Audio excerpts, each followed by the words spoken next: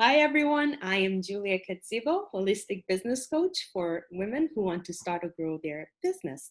And I am here interviewing a fabulous, fabulous lady that I met just the other day, and immediately we just connected and had a connection that's led to this, kind of like the next day we're on camera here. I thought everybody should hear her story, everybody should hear her mission and what her nonprofit is up to, because this is a really great time for people to find their communities and their networks.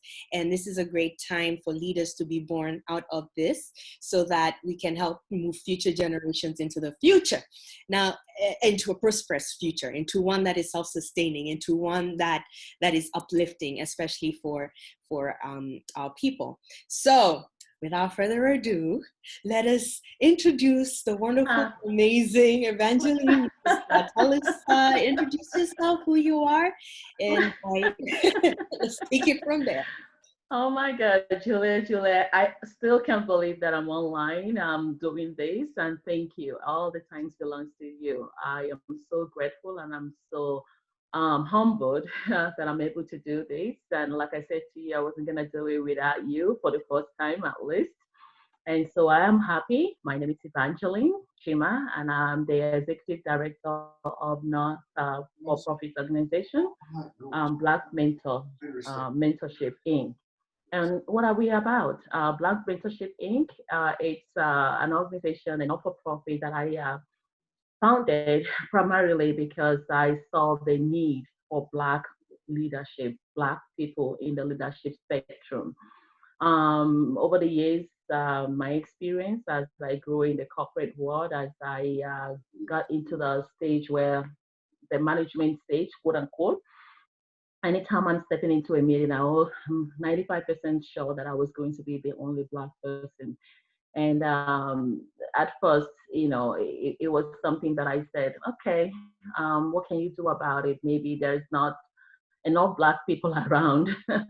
But then I quickly started realizing that wasn't the case. And so I started asking myself, how come we have very few Black leaders out there? And the truth is, so long as we have few Black leaders, I don't think we're going to be able to have the type of change that we need in our community.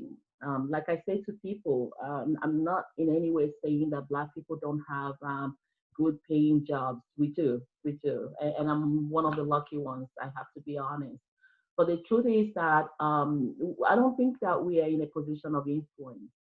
And so when I talk about having Black people in the leadership spectrum, my goal and my dream is that we're able to be in positions of influence so that we can replicate ourselves. We're not going to go far. I'm going to keep saying that if when you come to the top management level, you only see one Black lone face representing the entire Black race, right? And so that is why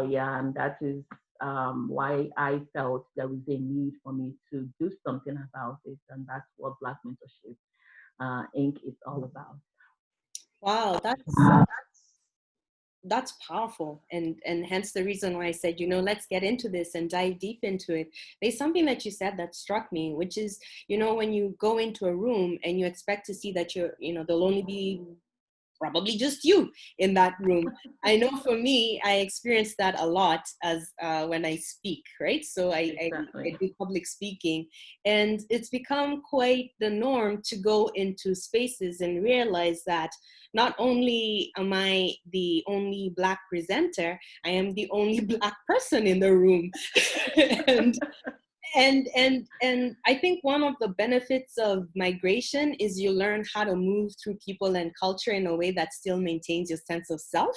And so, those situations don't discourage me, or they don't impact me negatively, but I can imagine just how much better I would feel if I walked into that same space and saw 4 or 5 other people in even higher positions that would maybe leave me feeling a little bit more confident, a little bit more like I belong here, like I'm good, rather than having to go into this space where like, you know, you're like in any other situation, you're climbing up the ladder or taking on more responsibility. That in itself is a new environment.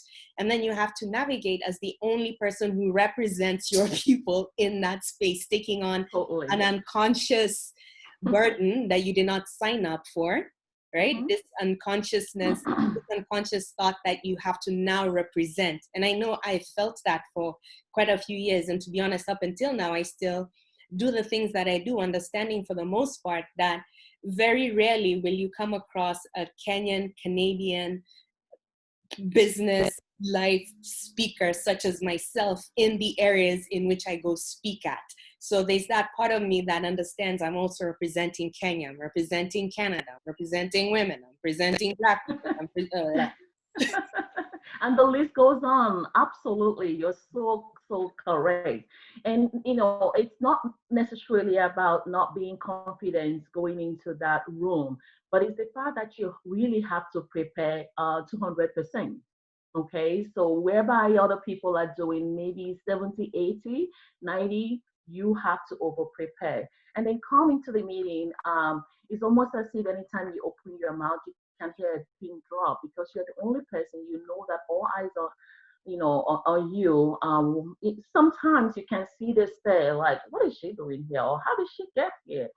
All kind of things. And so I said to myself, why do we have to walk in that space all the time?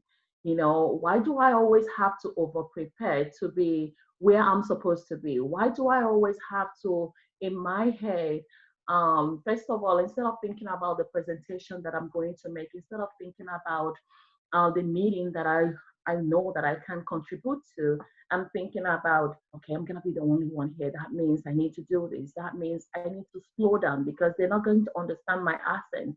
That means I need to look professional. That means I need to dress in a particular way. That means, and the list keeps going on. And by the time you walk in there, you are so weighed down with all of these that means that you are carrying behind you.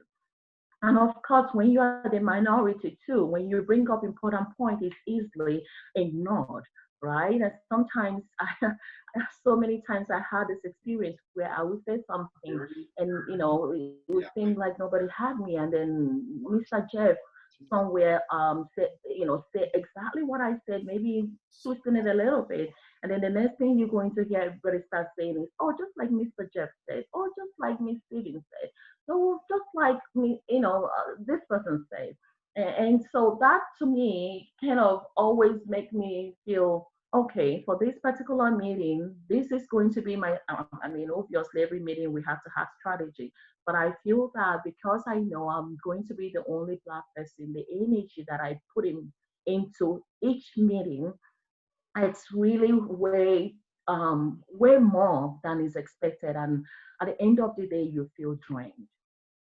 You come home, you don't have enough energy again to be a mother, to be a wife, and to do the other things that you have to do. And sometimes you see that coming up the way you snap at the people in your house.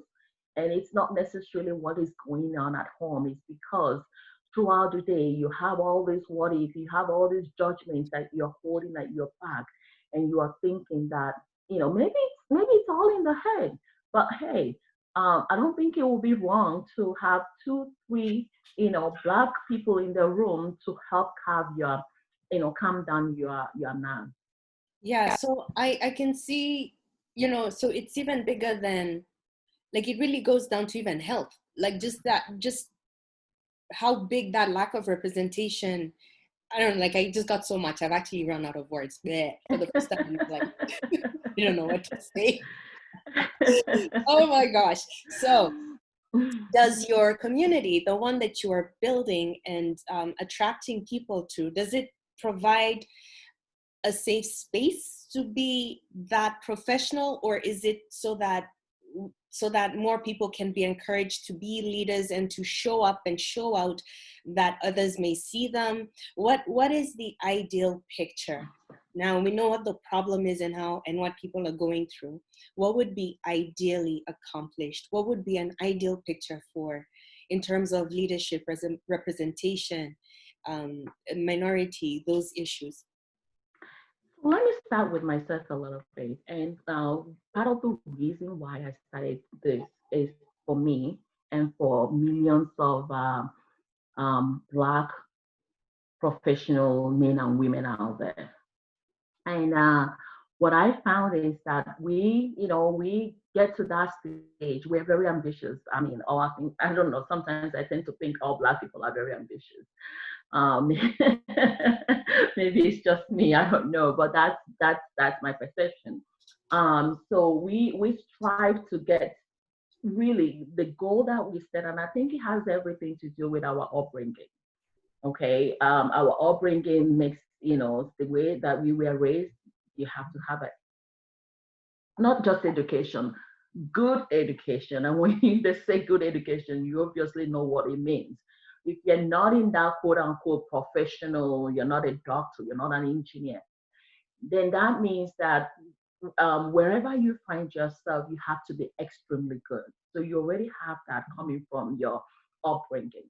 And so I believe that a whole lot of African people, Black people, we have that in our head, that mindset.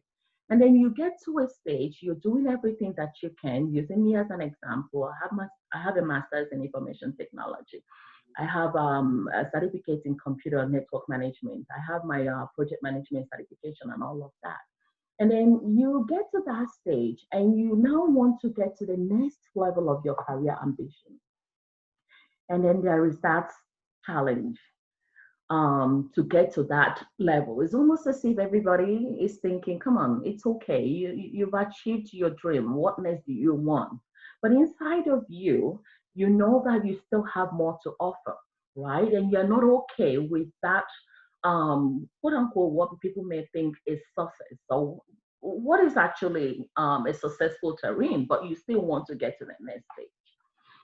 And so you start trying to get there, and then you meet roadblock upon roadblock upon roadblock, right? And then you start asking yourself, what can I do? Mm-hmm. How can I, crack business selling? And the truth of the matter, and I say this, and I've talked to quite a few of my Black professionals, friends, colleagues, sisters, brothers. And the truth of the matter is that we start noticing at that stage that it's not about what you know anymore. It's who you know. It's uh, do you know to do the at work they call it politics, or is my language they call it kissing what, right? Do you know to do that? Most of us didn't grow in this part of the world. So we didn't learn the trade. We don't know how to navigate that treacherous point. And so we get lost. Or we're stuck. So you now have a choice. Be complacent. Accept where you are. Kill that dream, that ambition. Or I don't know what the other alternative is. For me, at least, I didn't know what the other alternative was. I just know that I started becoming depressed, unhappy. And everybody see me, they say, come on, you're senior business analyst, you're senior business lead, you've been a senior business consultant. What else? Don't you get paid? What else do you want? But I want more, and I want more because I know I can give more. And it's funny because if you ask me, so what is more for me? More for me at this stage is I want that title. And it may sound funny, I want to be a manager. And I want to be a manager because I believe that I understand the role of a manager. I believe it's not just a name. I believe I can impact. I believe I can inspire. I know I can coach. I know I can make a difference. And I know my stuff. So I also know I can contribute to the growth of the organization. And so for me, that is why I want that title. And of course, having the manager title comes with being able to influence. It also means being able to replicate yourself, right? And so with all these things, for me, I wanted that next step. And I feel in my community, there's a whole lot of us that also want that, right? But then we don't have a mentor, we don't have a sponsor, we don't have nobody to give us the hand, to propel us forward, to speak good of us when we are not in the room, right? And so that is what I'm hoping through my program, through this not-for-profit organization, we're able to pair young professionals like me with mentors, seasoned mentors who has achieved the height of their professional career, to be able to coach them and give them that tools to navigate the treacherous point that kind of kills or the career killer. I don't know the exact word to use, but to help navigate that particular point. And that's what I'm hoping that, by creating or cultivating a pool of um, mentors, by perhaps providing internship programs, working with organizations to develop internship programs or job shadowing, we will be creating opportunities for millions and millions of Black people. And then most importantly, the way I look at it, I'm a mother of 4 boys. And sometimes I feel, okay, basically I'm the role model that they have. And that's okay. That's okay. I need to be my kids' role model.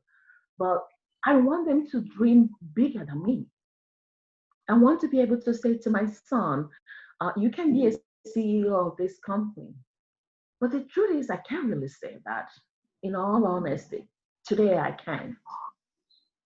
That would be setting them up to me for failure. That is not telling them the truth.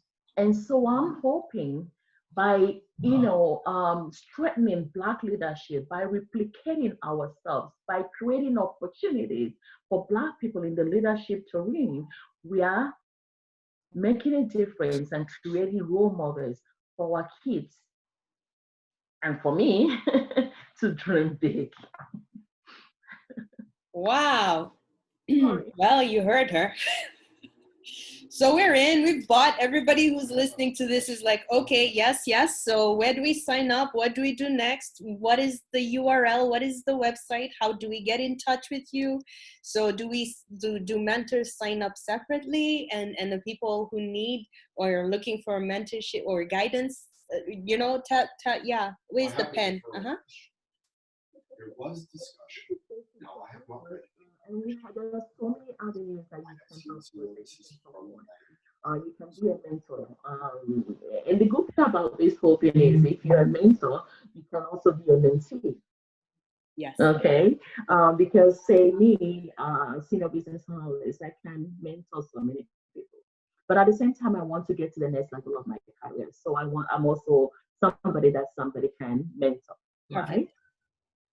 So you can go to our website, www.blackmentorshipinc.ca. And you can also follow us on Facebook, Instagram, and LinkedIn.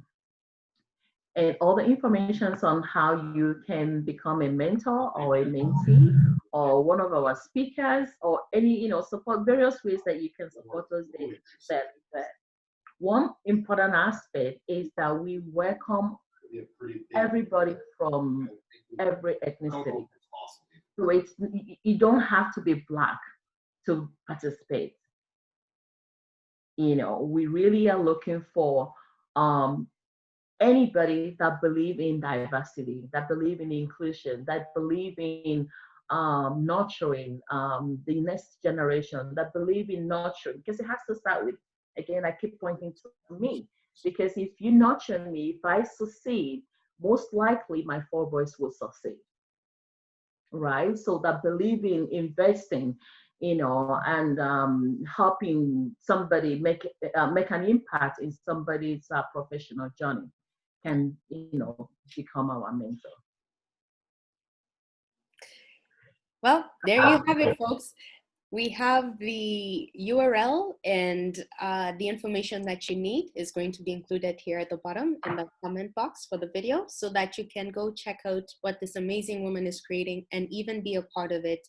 If what you've heard in this video resonates with you, please share this with your network, because the only way that we're going to succeed in this venture, and I say we, because even though it's yours, Evangeline, I feel like this is a village, and it takes a village to raise a child, and I feel like this is a child. And Absolutely. once you introduce this child to me, it's impossible for me to say, oh, good luck, you know, like it's like, okay, what do we need to feed this baby? What do we it's how things happen. Absolutely. You know what, Julia, that is really a key point, because that's the way that I look at it.